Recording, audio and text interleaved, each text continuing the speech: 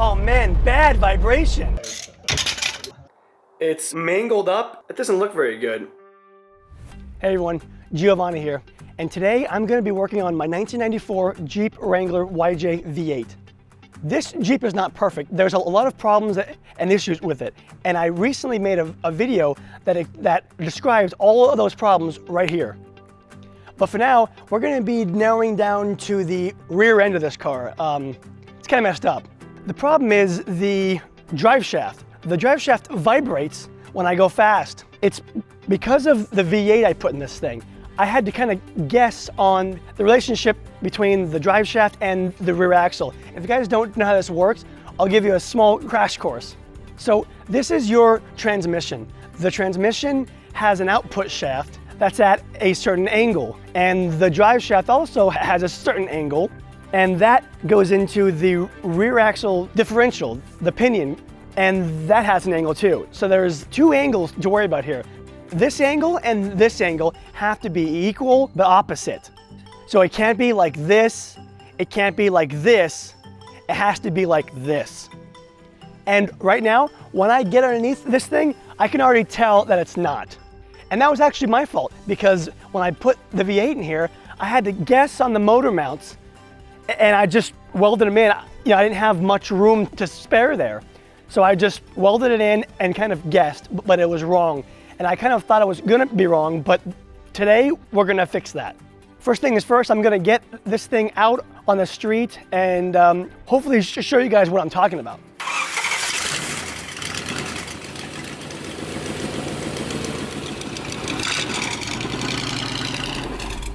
All right, we're driving the Jeep now, and hopefully you guys can see what I'm talking about with the camera that I have mounted underneath the car. And hopefully that camera doesn't fall off, because I like that camera a lot. It usually happens when I'm at 40 miles an hour and I let off the gas. Everything just vibrates really bad. Okay, I'm going 40, I'm gonna let off the gas. Oh man, bad vibration. Okay, new problem to add on the list. My tachometer just stopped working, so gotta figure that out too. It's kind of hard to see on camera, but there was a vibration around 40 miles an hour when I let off the gas. Now, how we're gonna measure the angles of the drive shaft is with this. This is a little angle finder, and it's kind of cool because it has a magnetic base. So you just put this on top of the flat surfaces of the yoke where the drive shaft meets up, and this will tell you the angles. I'll show you how to use it. It's pretty simple and very inexpensive. This thing is on Amazon for like, $10 or something. When I put in the V8, I had to weld on these motor mounts which hold the engine in. And as you can see, there's not that much space. Like, there's like a 1 inch, adjustment on how high or low that I could have the engine. So I just did it. I just welded it in and didn't really worry about it much. But that directly affected this angle here. And this set from the factory, I'm not sure what it was from the factory, but it was fine. But now that I set that up higher or lower than it was factory, this angle is messed up, which now messed up this angle. So let's take this off and measure these angles and see what it's at.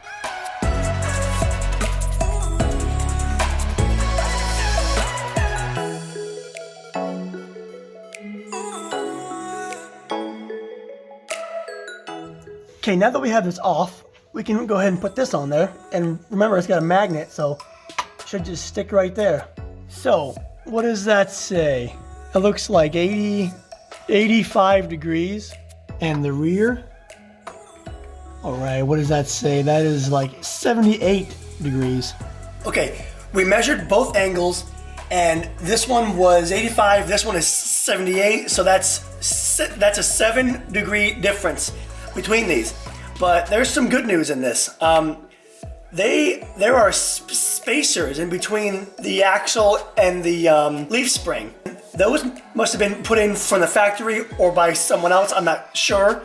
but the spacers, it looks like it's right at the exact amount of angle I need to have these exactly line up together perfectly. So I'm actually just gonna take off these bolts and take off this spacer on both sides, and hopefully both angles will line up a lot closer than what they are now. In order for me to take off that axle, I'm gonna have to have the truck sitting on the frame, because what is holding the truck up is actually the axle. So what I'm gonna have to do is take the tires off so it's like lower, so the frame can sit on jacks, and then I can take the rear axle off. Let's get to work.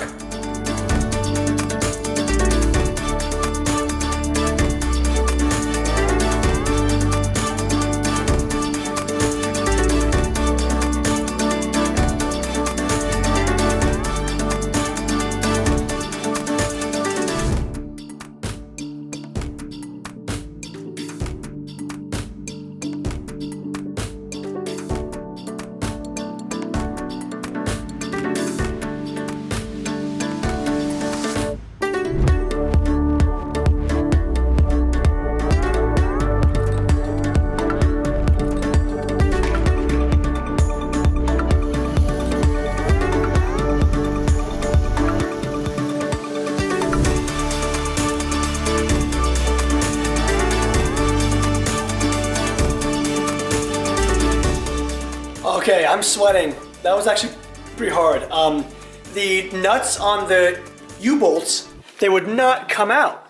So I actually had to cut them with a grinder because these things were just solid on there. So I have to get new U-bolts and nuts.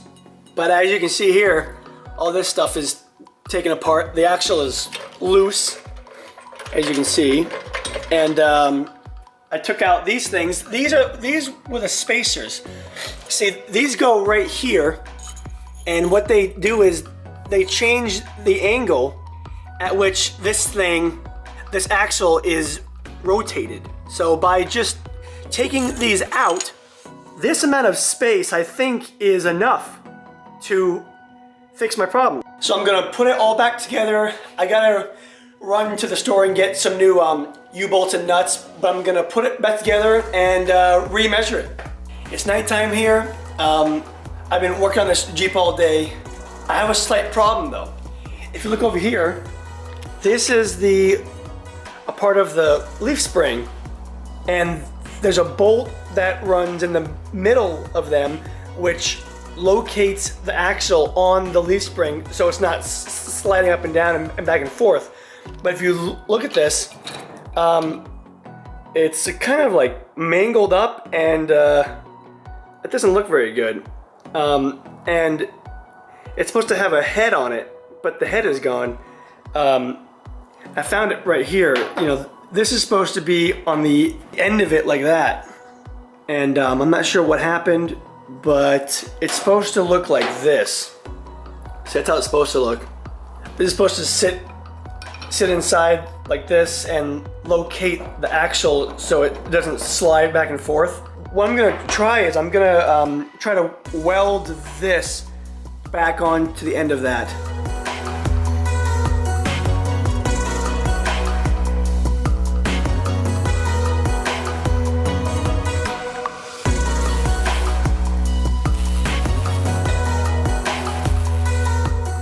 Well, here it is. That's what it looks like. It's not very pretty, but let me clean it off and I'll show it to you with a little more detail. This is how it looks all cleaned up. It looks very bad, but I'm confident that this will hold. All right, well, as you can see, it's nighttime here, so I think I'm gonna call it a night and get back to work in the morning. All right, so it is the next morning. I got some new U-bolts from the store, and now it's time to put these back on the car, measure the angles, and that's it. So let's get back to work.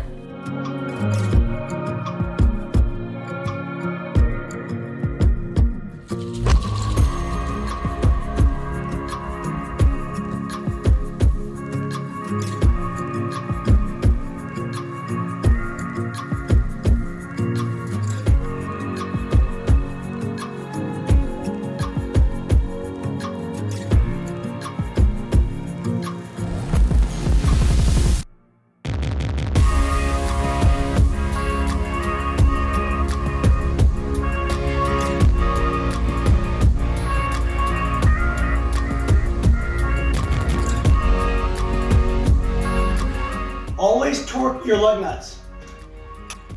Okay, so now I got the axle all back together. The U-bolts are in, like everything's tightened up. It's important that before you measure these angles, whatever vehicle you're working on has to be sitting on its own weight. So the suspension is compressed exactly how it'll sit on the street. And now we can measure this. So what does that say? That says 85 degrees, I'm pretty sure. Yep. And then now let's check this one.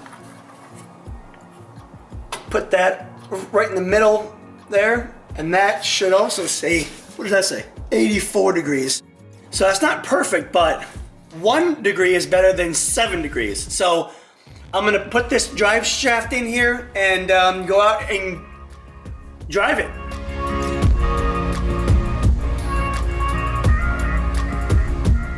Before I put on these caps and bolts, I'm gonna put some of this on the bolts, and this is called thread locker, and it's this prevents the bolts from backing out.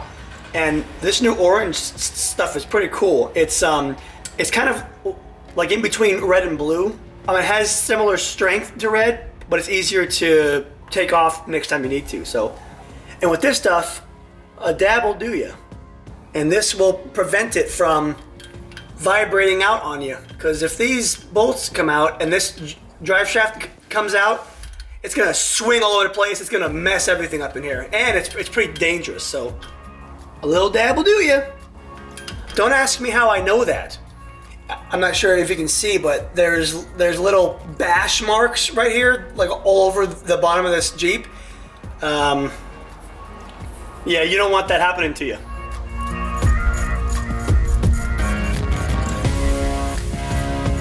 A dab will do ya.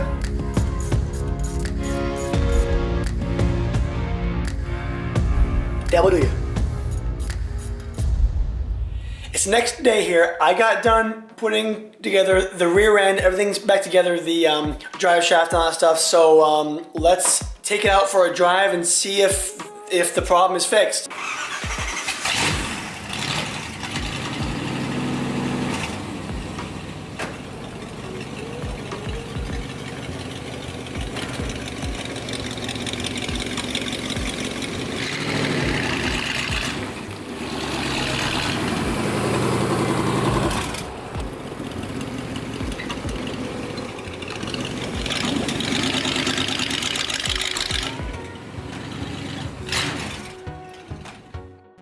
All right, good news and bad news.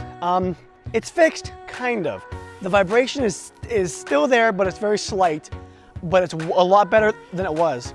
But that could be a bunch of things, because this rear end is shot, all the rubber is kind of messed up, the leaf spring mounts are just gone, so that could also be the reason why it's vibrating. And I'm going to replace all that, so stay tuned for that.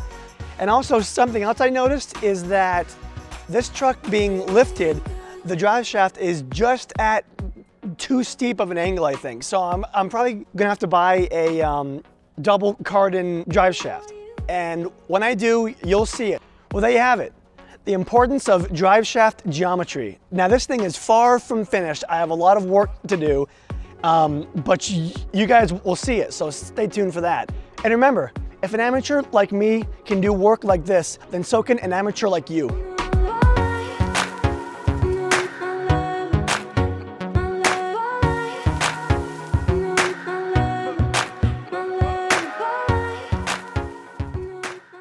Man, if my camera fell off, I am gonna be pissed.